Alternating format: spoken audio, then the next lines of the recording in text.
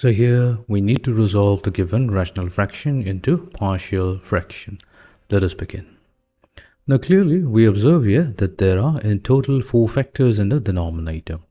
Here x plus 1 is repeating 3 times, and we have a quadratic factor which is x squared plus 3, meaning we can resolve it into 4 partial fractions. So let's assume that the rational fraction 2x plus 1 multiplied to 3x squared plus 1 whole divided by, so here we have x plus 1, that is repeating 3 times, multiplied to the quadratic factor x squared plus 3. So this entire rational fraction can be, let's say, broken down into 4 partial fractions. The first one will be a over x plus 1. The second one will be b over x plus 1 whole square. The next one will be c over x plus 1 whole cube. And the fourth one will be dx plus e. Now we're going to consider dx plus e as the numerator because we have the quadratic factor x squared plus 3 on the denominator. So this is how we can resolve the given rational fraction into 4 partial fractions, and our goal will be to determine the value of the constants a, b, c, d and e.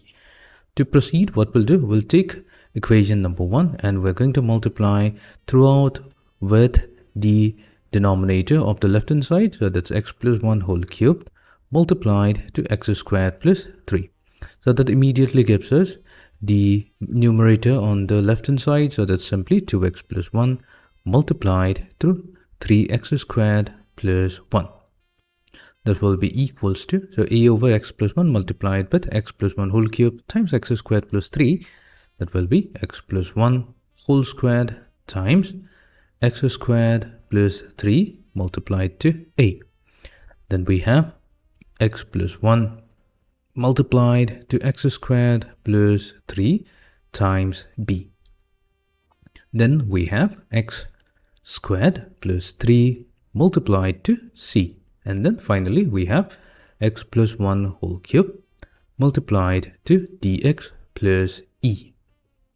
So let's expand the left hand side, and that's going to give us 6x cubed plus 3x squared plus x plus 2x plus 1 equals to, now what we'll do, we'll also expand the right hand side and we're going to combine all the like terms. So that's going to be x raised to the power of 4, that's the highest power of x that will be available. Its coefficient will be a plus d, followed by x cubed, that will be the next term, its coefficient will be 2a plus b plus 3d plus e. Then we have next term will be x squared with coefficient 4a plus b plus c plus 3d plus 3e.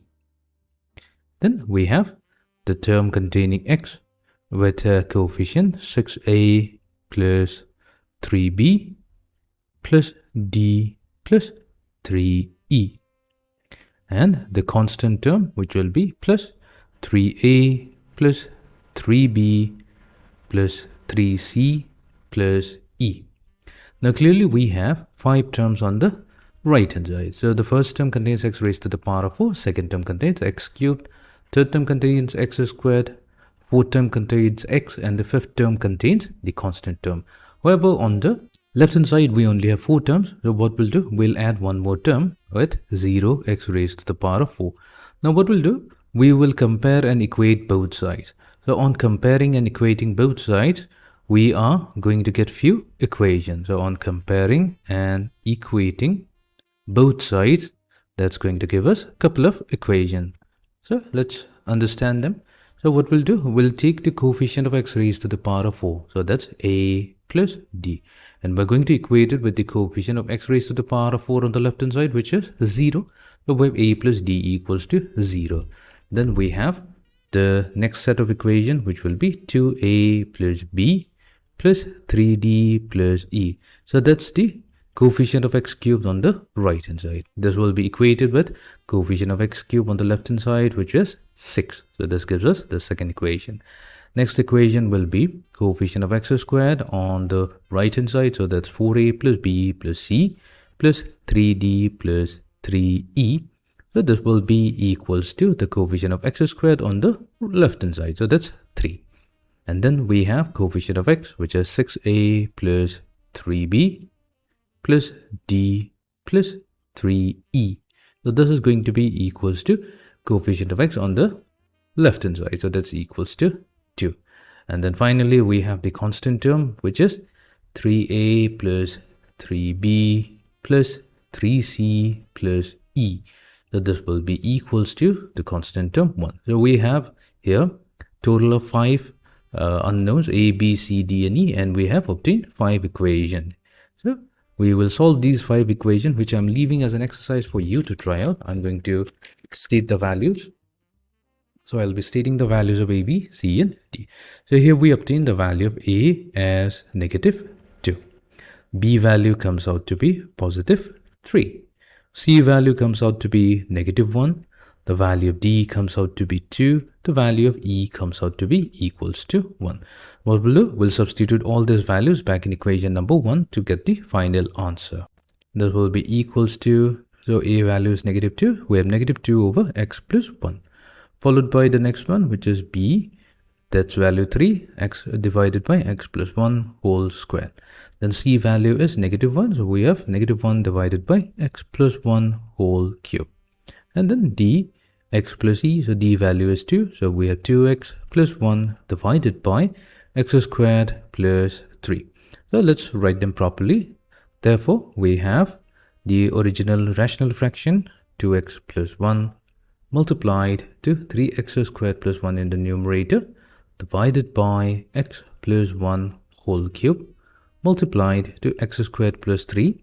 That this can be resolved into 4 partial fractions, with the first one being negative 2 over x plus 1. Second partial fraction being plus 3 over x plus 1 whole square.